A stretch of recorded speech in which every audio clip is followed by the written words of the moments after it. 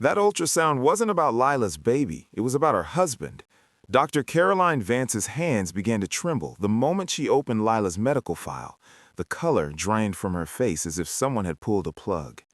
Lila's stomach tightened. She pushed herself up on her elbows. Is something wrong with my baby? Dr. Vance didn't answer. She closed the folder, walked to the door, and locked it. Layla Harrison lay on the examination table, the cold gel spreading across her belly, her eyes fixed on the ceiling tiles, 4 months pregnant. When she turned back, her voice was barely above a whisper. Mrs. Stacy, you need to get away from your husband right now.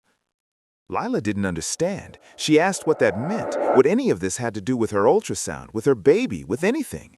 Dr. Vance, the substitute doctor, sat down, took off her glasses, rubbed her eyes like she was about to say something that would cost her everything.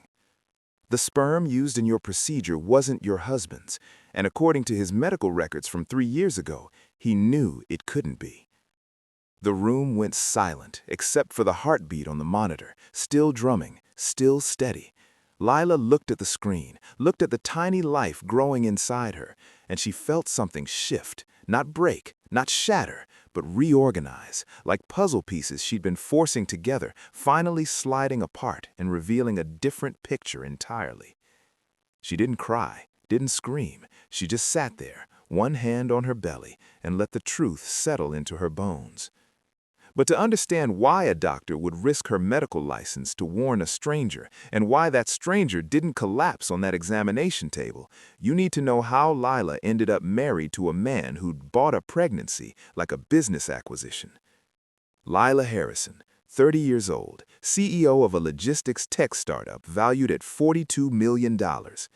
Granddaughter of Susan Harrison, the woman who'd raised her, believed in her, and left her everything. And wife of John Stacy, the man who'd been waiting for Susan to die since the day he said, "I do."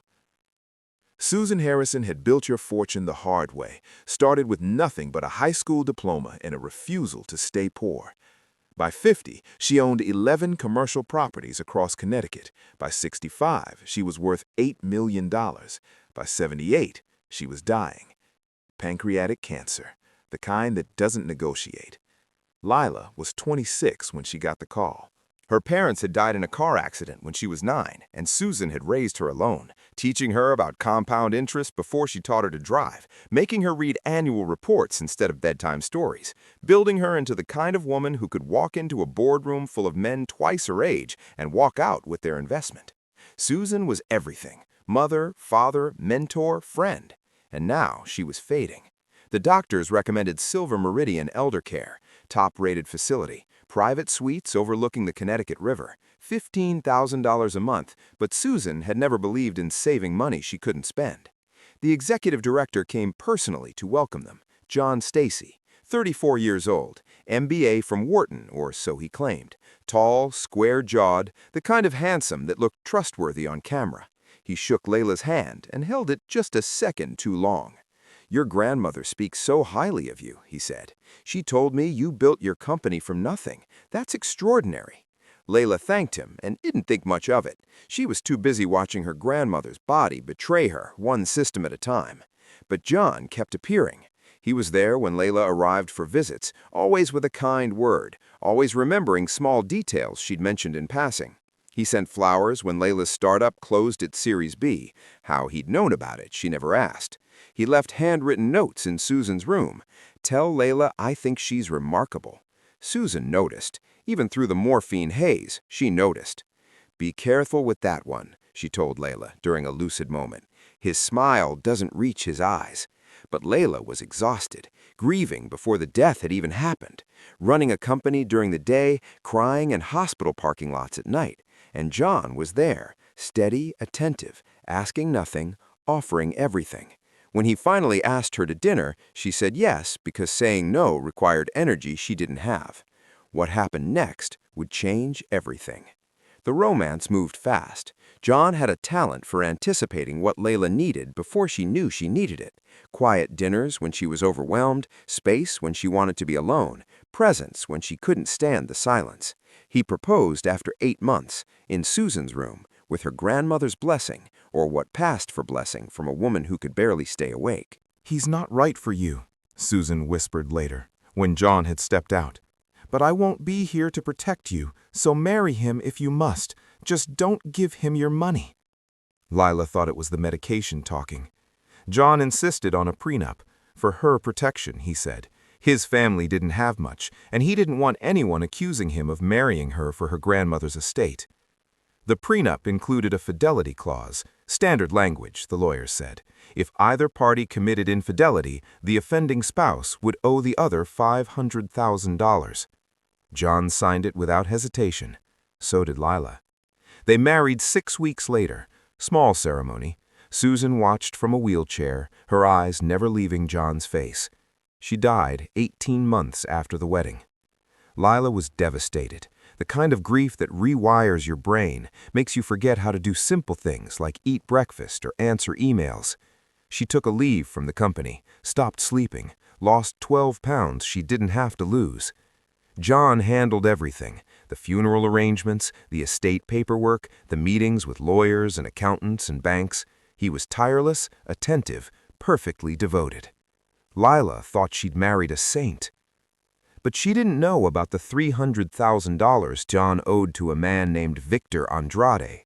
She didn't know about the gambling debts, the luxury cars bought on credit, the lifestyle that had been bleeding him dry for years. She didn't know that Victor's patience was running out, or that John had promised to pay with money that wasn't his yet.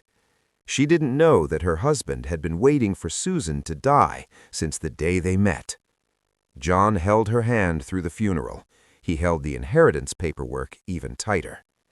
Before we go deeper, drop a comment telling us where you're watching from. Subscribe if you haven't already, and don't forget to rate this story from 0 to 10 at the end. Now, let's continue. 3 weeks after Susan's funeral, John brought up the idea for the first time. They were sitting in the living room of Susan's mansion, Layla's mansion now, though it still didn't feel that way. The furniture was covered in protective sheets. The air smelled of dust and memories. Rain streaked down the windows, and the Connecticut River was a gray smudge in the distance. "This house is so quiet," John said. He was staring at the empty hallway where Susan's wheelchair used to sit. "Your grandmother would have loved to hear a child's laughter here, don't you think?"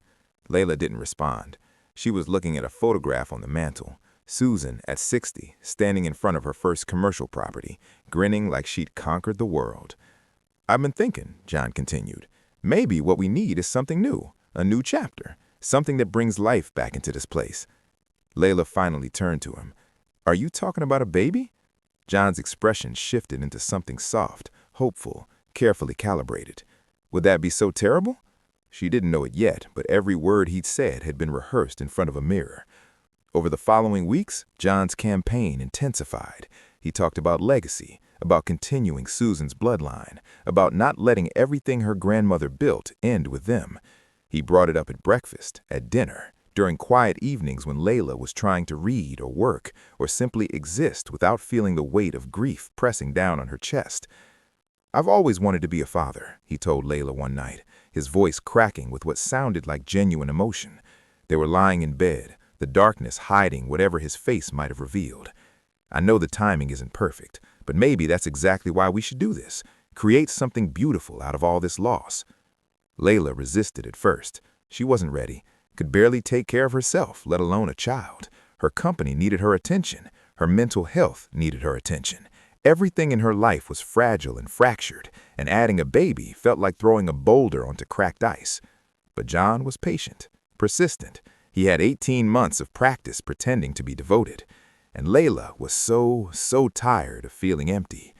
She agreed to try. But nature wasn't cooperating. After 3 months of nothing, John suggested they see a specialist. "Just to make sure everything's okay," he said, "to give ourselves the best chance." Layla noticed something in his voice when he said it, an eagerness that didn't quite fit. Most men dreaded fertility clinics, the tests, the samples, the clinical nature of it all, but John seemed almost excited. She dismissed it as enthusiasm, as love, as a man who genuinely wanted to be a father.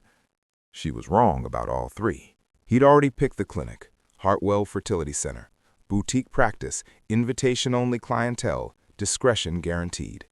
John knew the intake coordinator personally, a woman named Denise Moreau who owed him favors he'd never explained. The first appointment felt routine: blood tests, ultrasounds, medical histories. The waiting room was decorated in soothing pastels, with magazines about parenting and pregnancy scattered across glass tables. Other couples sat in uncomfortable chairs, holding hands, sharing nervous glances. John held Layla's hand too, but his eyes kept drifting to the door that led to the back offices, to the woman behind the reception desk, Denise Moreau, who gave him a small nod when she thought no one was watching. Dr. Whitfield, the lead physician, assured them that everything looked normal on Layla's end. "But we should do a full workup on both of you," she said, "just to be thorough." John smiled. Of course, whatever it takes. What happened next would change everything. The test results came back a week later. Layla's fertility was excellent for her age, but John had a problem. Low motility, the doctor explained. Not impossible, but difficult. She recommended IVF with intracytoplasmic sperm injection, higher success rates, more control over the variables. John nodded gravely, like a man receiving bad news about someone else's health. "Whatever gives us the best chance," he said, "whatever Layla needs." They scheduled the procedure for the following month. John handled all the logistics, the appointments, the medications, the paperwork. He insisted Layla focus on resting, on preparing her body. "I'll take care of everything else," he promised. And he did. Just not in the way she thought. The clinic had a 5-star rating online. What it didn't have was a conscience. 3 days before the egg retrieval, John met with Denise Moreau in a parking garage downtown. The concrete walls echoed with distant traffic. A single fluorescent light flickered overhead, casting shadows that made both of their faces look hollow. The air smelled like exhaust and something darker, maybe desperation or greed. He handed her an envelope containing $30,000 in cash, money he'd borrowed against the inheritance that wasn't his yet. The bills were crisp, new, untraceable. He'd withdrawn them in small amounts over 3 weeks, careful not to trigger any reporting requirements. She counted the money twice, then she handed him a form, anonymous donor authorization, pre-signed with his name. "The donor is healthy?" John asked. "Graduate student," she said. "Pre-med, good genetics if that's what you're asking." "I don't care about the genetics, I care about the paper trail." "There is no paper trail, that's what you're paying for." "If anyone asks," he told her, "this never happened." She nodded, tucking the envelope into her purse. "That's what the money's for." John watched her walk away, her heels clicking against the concrete. He felt nothing. No guilt, no hesitation, no doubt. This was business. This was survival.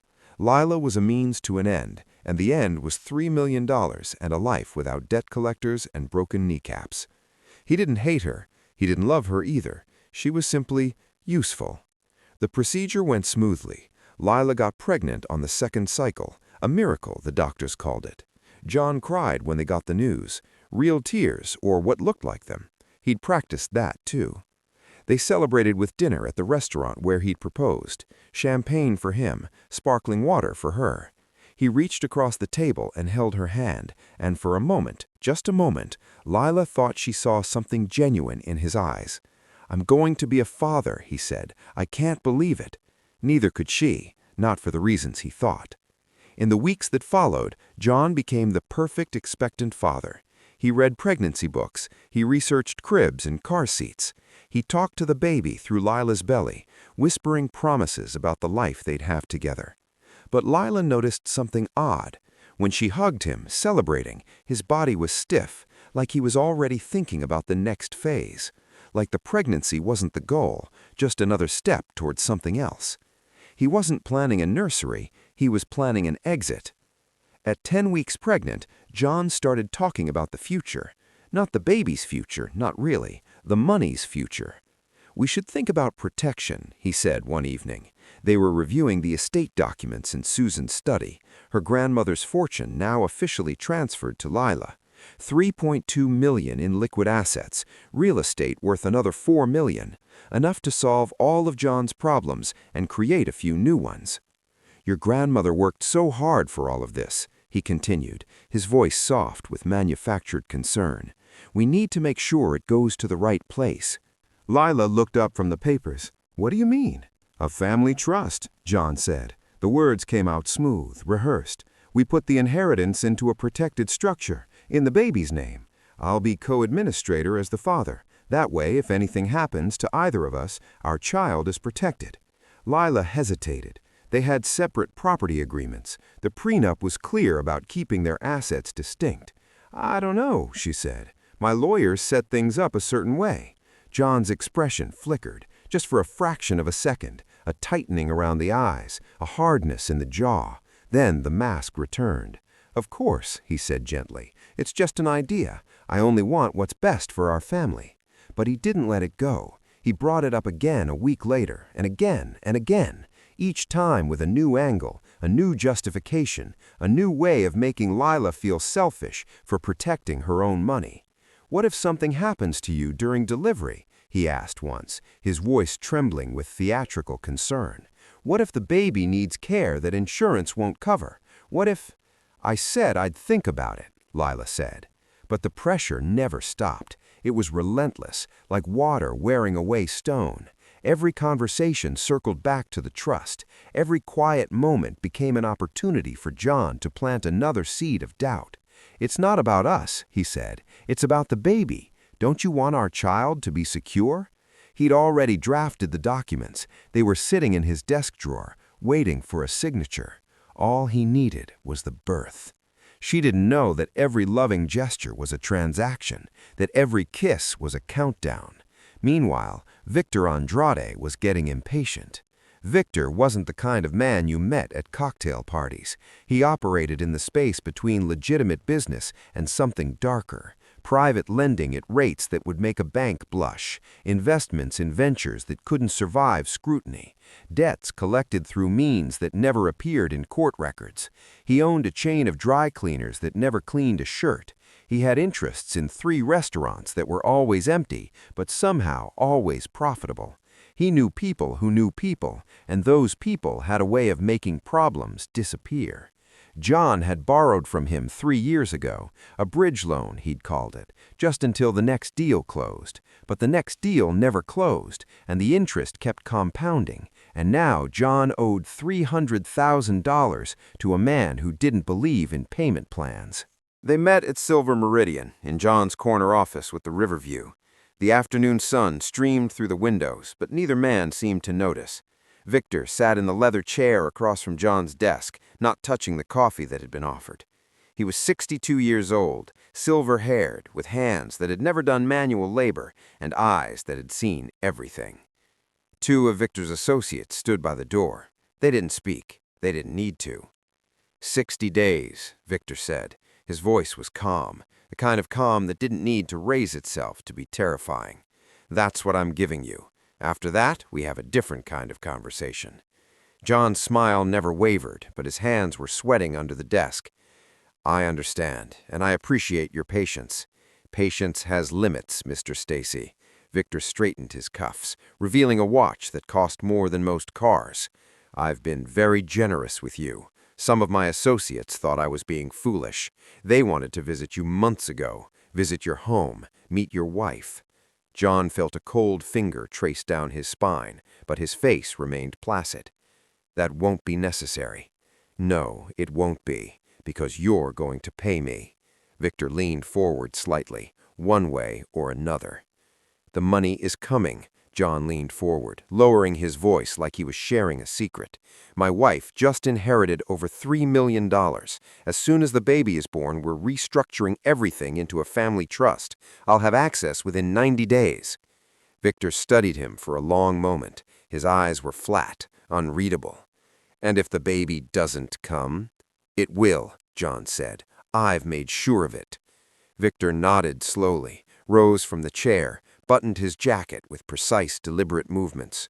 60 days, he repeated. Not 61, not 62. And if you're thinking about running, he smiled, but there was no warmth in it. Don't. He walked out without another word. His associates followed, closing the door softly behind them. John sat alone in his office for a long time after that, watching the river flow past, trying to convince himself that everything was under control. He had 60 days to pay. The baby was due in 90. The math was tight, but John had never been good with numbers anyway. What Layla didn't know, what almost no one knew, was that Silver Meridian Elder Care was more than just John's workplace. It was his hunting ground. The facility had an impeccable reputation. 5-star reviews, waiting lists a year long, the kind of testimonials that made adult children feel good about warehousing their aging parents. Celebrity clients, political donors, old money that wanted to die in comfort. But beneath the surface, something else was happening. Patients who died without close family, jewelry that disappeared from nightstands, watches, rings, heirloom pieces, all vanishing in the chaos of final arrangements. The families who did notice were gently reminded about the stress of grief, the fog of bereavement, the possibility that Grandma had simply misplaced things before she passed. It was a perfect crime, really. The dead couldn't complain, the grieving were too overwhelmed to investigate, and the facility's reputation protected it from scrutiny. John had been running the operation for 5 years. Small amounts, nothing that would trigger an investigation. A diamond bracelet here, a vintage Rolex there. He'd cleared maybe $200,000 over time, enough to fund his lifestyle, not enough to raise alarms. He had a system. When a patient's condition declined, John would visit personally, express concern, offer comfort, and quietly catalog anything of value. After the death, during the chaos of body removal and family notifications, selected items would disappear into a storage unit he rented under a fake name. He sold through private dealers, always in cash, always out of state. Never the same dealer twice, never anything that could be traced. He wasn't alone. 2 other administrators were in on it, Margaret Holloway in finance and Derek Simmons in patient services. They had protocols, they had each other's silence, they had an understanding that if anyone talked, everyone fell. But Susan Harrison had been different. She had Layla, sharp, attentive, wealthy Layla. Taking Susan's jewelry would have been suicide. The granddaughter visited twice a week, kept meticulous records, noticed every detail. But John had seen something better in those girly visits, not the pearls around Susan's neck, but the granddaughter who came Tuesday and Thursday, the one with the startup and the trust fund and the lonely eyes. He didn't just steal from the dying, he married into their families. The worst part? John actually liked Layla. That was the tragedy of it. He liked her determination, her work ethic, the way she'd build something from nothing, just like her grandmother. He liked her laugh when she wasn't being careful, and her habit of reading financial reports in bed. He liked that she was kind without being weak, soft without being stupid. She reminded him in some ways of the person he might have been if life had gone differently, if his father hadn't gambled away everything they had, if his mother hadn't died working 3 jobs to keep the lights on, if he hadn't learned early that the world was divided into 2 kinds of people, those who took what they wanted and those who got taken from. Under different circumstances, maybe he could have loved her, really loved her. But John had stopped believing in love around the same time he'd stopped believing in fairness, in karma, in any kind of cosmic justice. The universe didn't reward good people. It rewarded smart ones, ruthless ones, people who understood that sentiment was a luxury they couldn't afford. Layla was a good person. That was her weakness. And John had built his entire life on exploiting weaknesses. That decision would cost him everything. 4 months into the pregnancy, Layla felt like she was finally stabilizing. The grief wasn't gone, it never would be, but it had settled into something manageable, a dull ache instead of a sharp wound. She'd started working again, taking calls from her company, reviewing quarterly projections. The baby was growing. The future was taking shape. She'd scheduled the 16-week ultrasound on a Tuesday afternoon. John was supposed to come, but that morning he'd gotten a call, some crisis at the facility, he said, couldn't be avoided. "Go without me," he told her, kissing her forehead. "Send me pictures of our little one." She went alone. The usual doctor, Dr. Whitfield, was on maternity leave, ironic given the circumstances. The substitute was a woman Layla had never met, Dr. Caroline Vance, transferred from the Syracuse branch, filling in for 6 weeks. The examination started normally. Gel on the belly, wand moving in slow circles, the familiar swooshing sound of amniotic fluid. The baby appeared on screen, bigger now, more human-shaped, moving. The heartbeat filled the room, strong and steady. "Everything looks perfect," Dr. Vance said. She made a few notes, measured a few dimensions, smiled in all the right places. Then she reached for the fertility file. "Standard protocol," she explained, "just cross-referencing your IVF records with the current development." Layla nodded. She'd done this before at previous appointments. Dr. Vance opened the folder, scanned the first page, stopped. The smile vanished. She turned to the second page, the third. Her hand began to tremble, subtle at first, then obvious. The paper shook between her fingers. She went pale. Not tired pale, scared pale. The kind of pale that meant something was very, very wrong. Layla pushed herself up on her elbows, her heart hammering. "What is it? Is something wrong with the baby?" Dr. Vance didn't answer. She closed the folder, walked to the door, and locked it. When she turned back, her eyes were wet. "Mrs. Stacy," she said, her voice was barely above a whisper, "you need to get away from your husband, right now." Layla didn't understand. She asked what that meant, what any of this had to do with her pregnancy, with her baby, with anything that made sense. Dr. Vance sat down heavily, like her legs had given out. She took off her glasses and pressed her palms against her eyes. "I'm about to tell you something that could end my career," she said. "I could lose my license, go to jail, but I can't—" She took a shaky breath. "I can't stay silent, not about this," she explained. The sperm used in Layla's IVF procedure hadn't come from John. It had come from an anonymous donor, selected, paid for, and authorized by John himself. The paperwork was buried in the file, flagged with a code that most doctors wouldn't think to check. But Dr. Vance had checked, because her younger sister, Denise Moreau, had called her 3 nights ago, crying, confessing to something she'd helped cover up. Denise worked at Hartwell Fertility. She was the one who'd processed the paperwork, the one who'd accepted $30,000 in cash to make John's infertility disappear. "My sister has a lot of problems," Dr. Vance said. "Addiction, bad relationships, worse decisions. But she couldn't live with this one. She told me everything. The money, the donor, the plan." "The plan?" Layla repeated. Her voice sounded far away, like it belonged to someone else. "Your husband is sterile, Mrs. Stacy. Has been since a vasectomy in 2021. He knew he couldn't father a child, so he bought one." "But why?" Layla's mind was racing, trying to make the pieces fit. "If he wanted a baby, why not just tell me? We could have used a donor openly." Dr. Vance shook her head slowly. "That's not what he wanted." She pulled a document from the folder, showed it to Layla. "According to your prenuptial agreement, infidelity triggers a $500,000 penalty. And after the birth, your husband intended to demand a paternity test.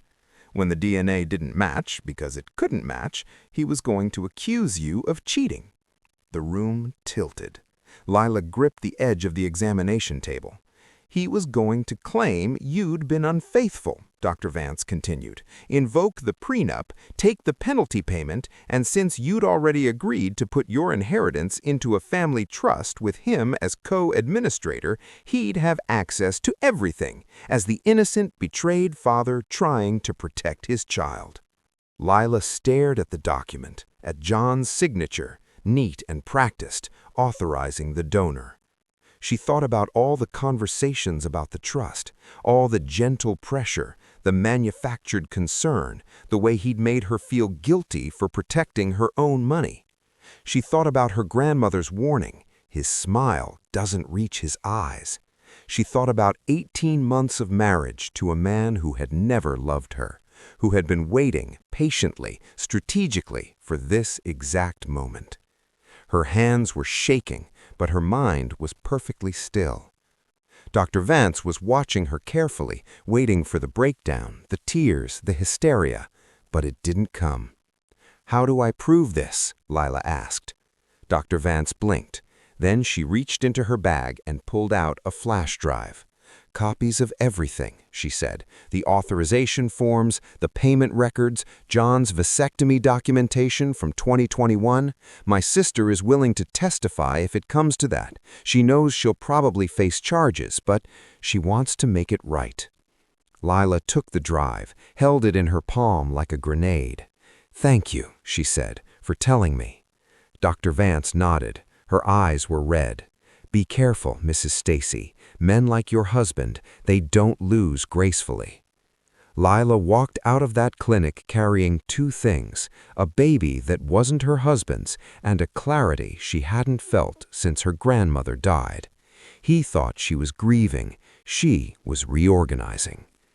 The drive home took 47 minutes. Layla spent the first 10 crying, silent tears that she wiped away at red lights, grief and rage, and something harder mixing together until she couldn't tell them apart. She spent the next 20 breathing, counting inhales, counting exhales, forcing her heart rate down through sheer will. This was a skill her grandmother had taught her, how to think when the world was falling apart, how to separate emotion from action, feeling from strategy. Susan had built an empire by staying calm when everyone else panicked. She'd closed deals while competitors lost their nerve. She'd survived recessions and betrayals and a husband who died too young, and she'd done it all by refusing to let her feelings make her decisions. Layla had inherited more than money from her grandmother. She'd inherited ice in her veins. She spent the last 17 minutes planning.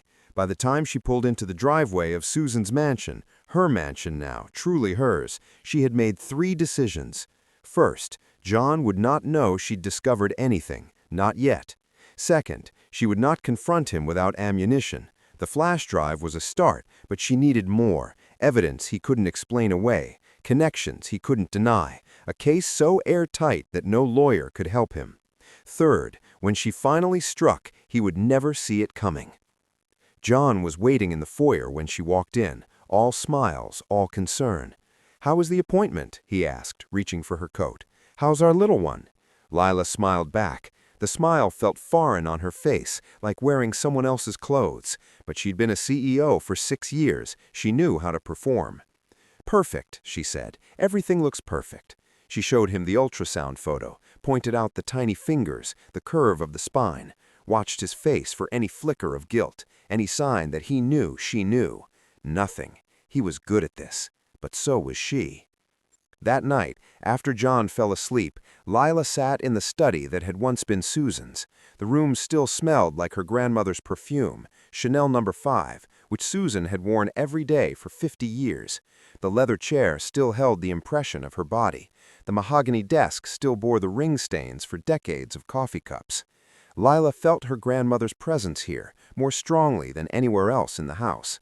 She could almost hear Susan's voice, sharp and practical. "What are you going to do about it?" She plugged the flash drive into her laptop, read every document, studied every signature, memorized every date. Then she picked up her phone and made 3 calls. The first was to Rachel Whitmore, her corporate attorney's wife, who happened to specialize in high-asset divorces.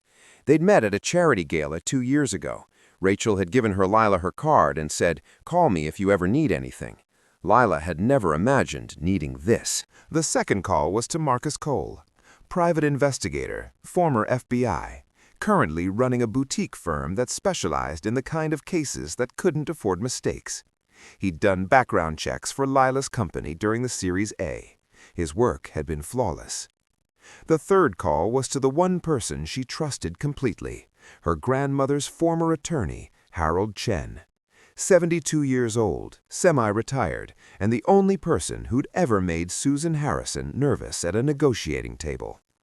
"I need your help," Layla told each of them, "and I need you to be discreet." Within a week, she had assembled her war council. He saw a grieving widow. She was setting the table for his last supper. Marcus Cole delivered his first report 10 days later. They met at a coffee shop 40 miles outside the city. Neutral ground, no familiar faces. Marcus was a quiet man in his 60s, built like a retired linebacker, with the kind of eyes that had seen everything and been surprised by nothing. He wore a plain gray suit and drank black coffee, and spoke in a voice barely above a whisper. "Your husband is deeper than you know," he said, sliding a manila folder across the table. Layla opened it. The first section detailed John's finances. Credit cards maxed out, a second mortgage on a condo she hadn't known he owned, gambling losses totaling over $400,000 in the past 3 years alone, poker games, sports betting, a disastrous investment in a casino that never opened. He's broke, Marcus said, has been for a while. The lifestyle, the cars, the watches, the weekend trips, all financed on credit and lies. The second section was about Victor Andrade. His legitimate businesses, which were few, his illegitimate ones, which were many. A web of private loans, shadow investments, and debts collected through means that never made it to civil court.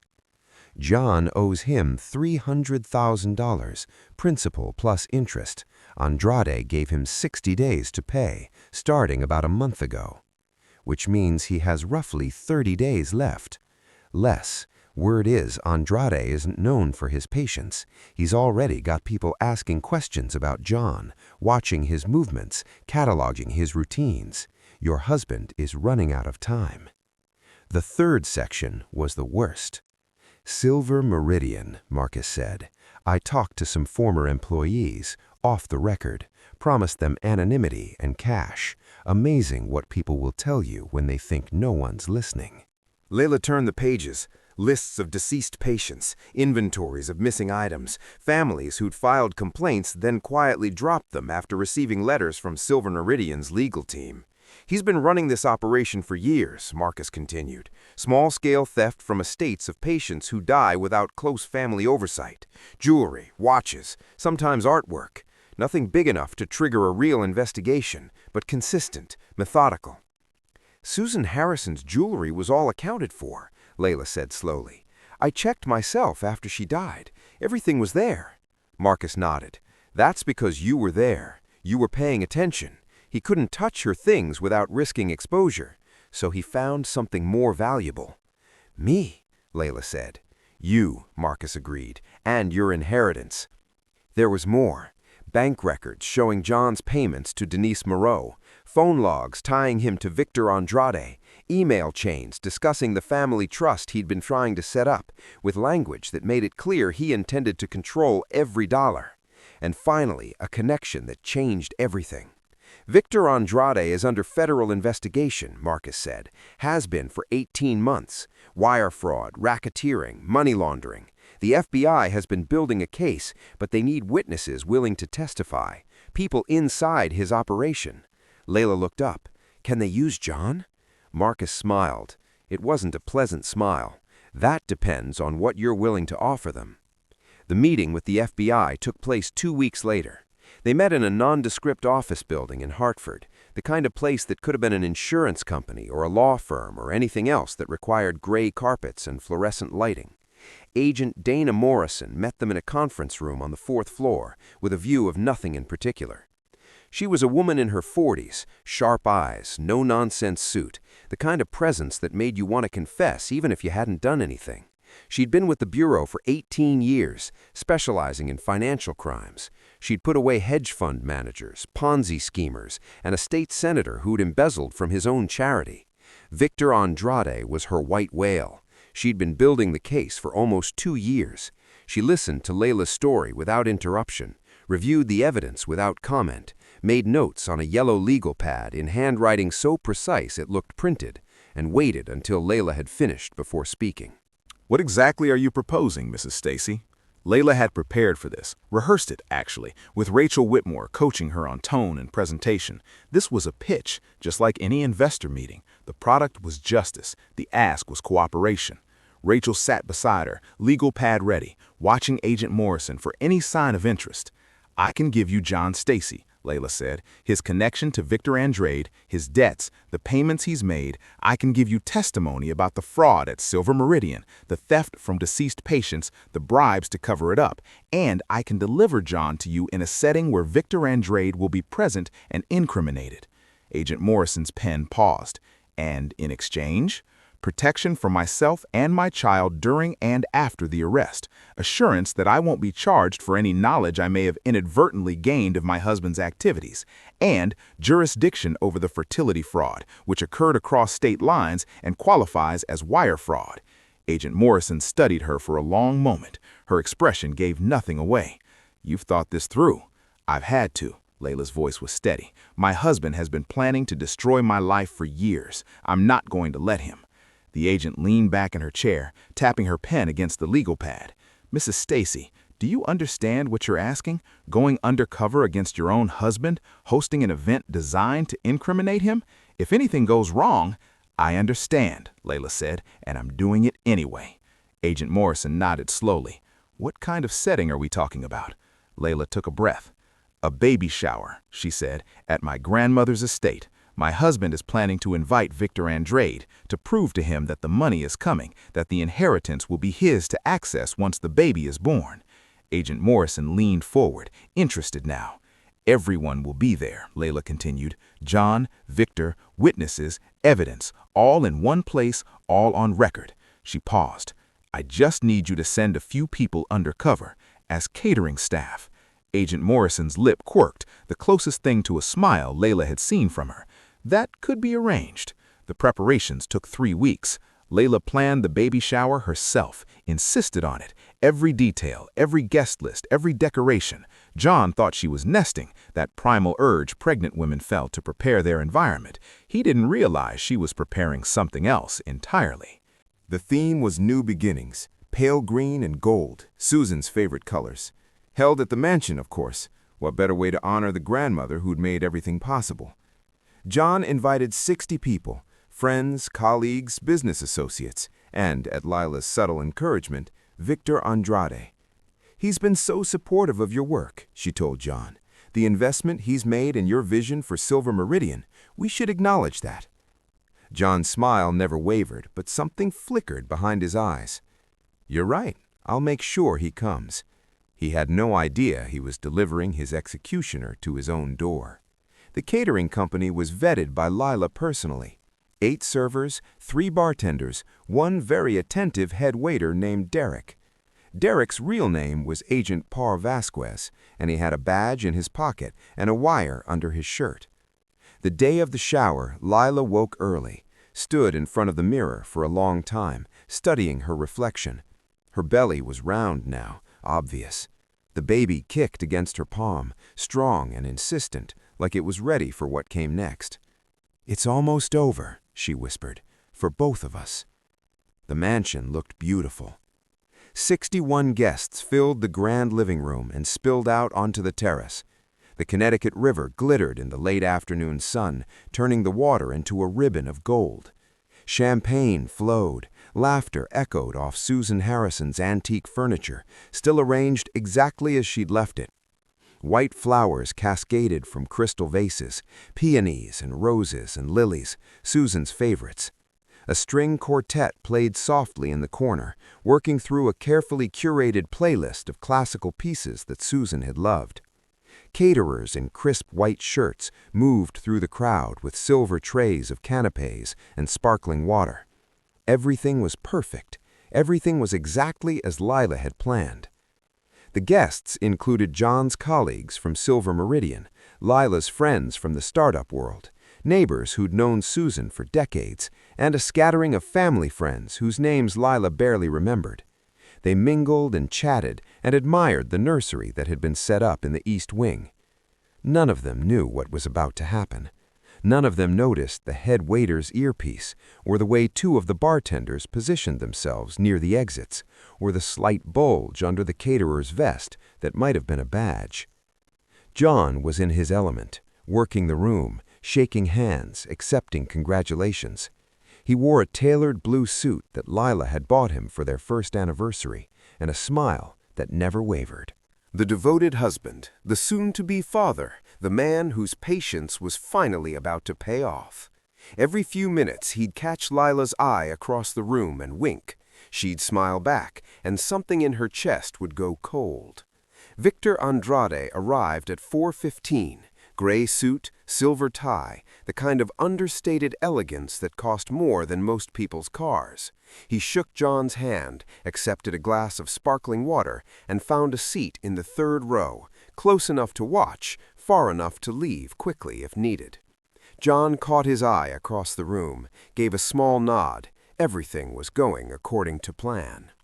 At 5 o'clock, the formal program began.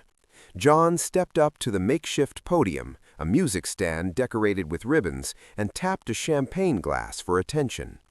"Thank you all for coming," he said, his voice carrying easily. "I can't tell you how much it means to have everyone here, to celebrate this new chapter."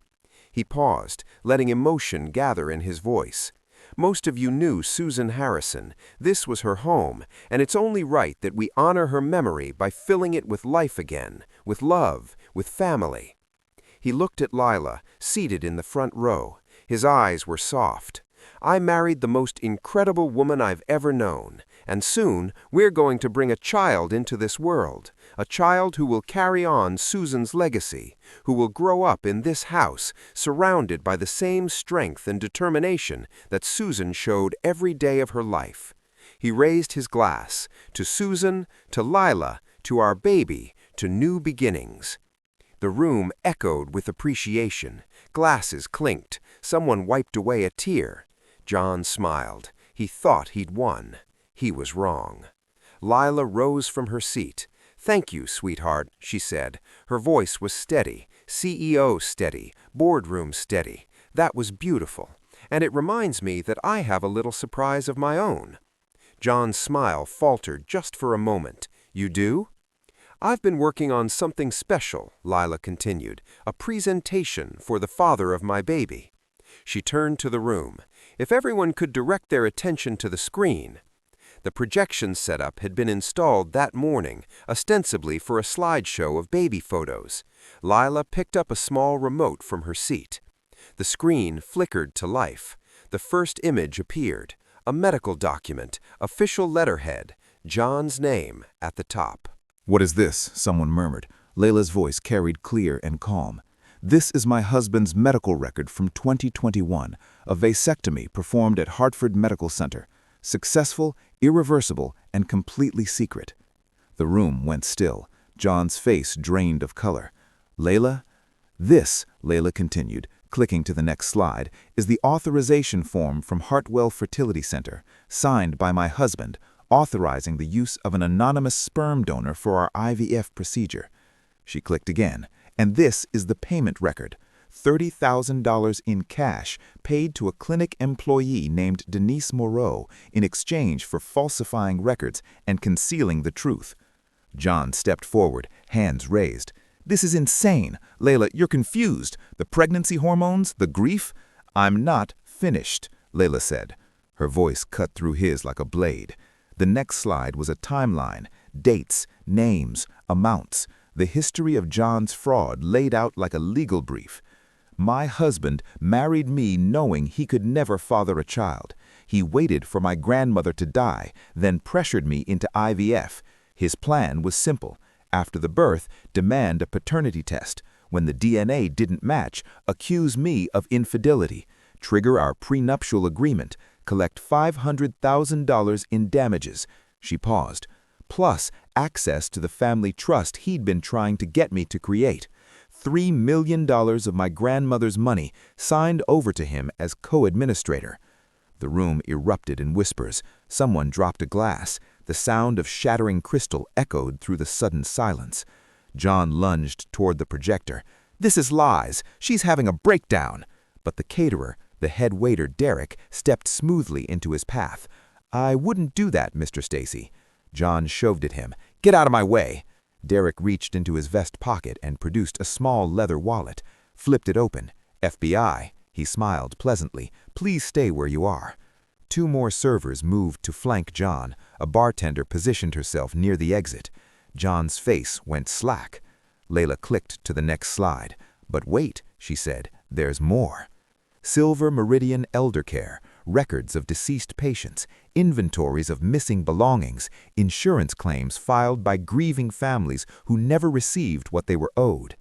He didn't just marry into my grandmother's money. He's been stealing from families like mine for years, from people who trusted him to care for their parents in their final days." A woman in the third row gasps. "That's where my mother was," another voice. "My father, too." The whispers became murmurs. The murmurs became accusations. The room that had been celebrating moments ago was now vibrating with fury. Layla let the anger build, let it wash over John like a wave. Then she delivered the final blow. "Mr. Andrade," she said, turning to face Victor directly, her voice carried across the room, "I understand my husband owes you $300,000. He promised you'd be paid from my grandmother's estate." She let the words hang in the air. "I'm the sole beneficiary. The divorce will be final on Monday, and I don't pay my husband's gambling debts." Victor's jaw tightened almost imperceptibly. His eyes, which had been watching the presentation with detached interest, now fixed on John with something cold and calculating. John was shaking now. "Victor, please, we had an agreement." Victor stood, adjusted his jacket, looked at John with something that might have been pity, might have been contempt. "You're on your own," he said. Then he walked toward the exit. 2 agents in catering uniforms intercepted him at the door. "Mr. Andrade," one of them said, "we have some questions for you as well."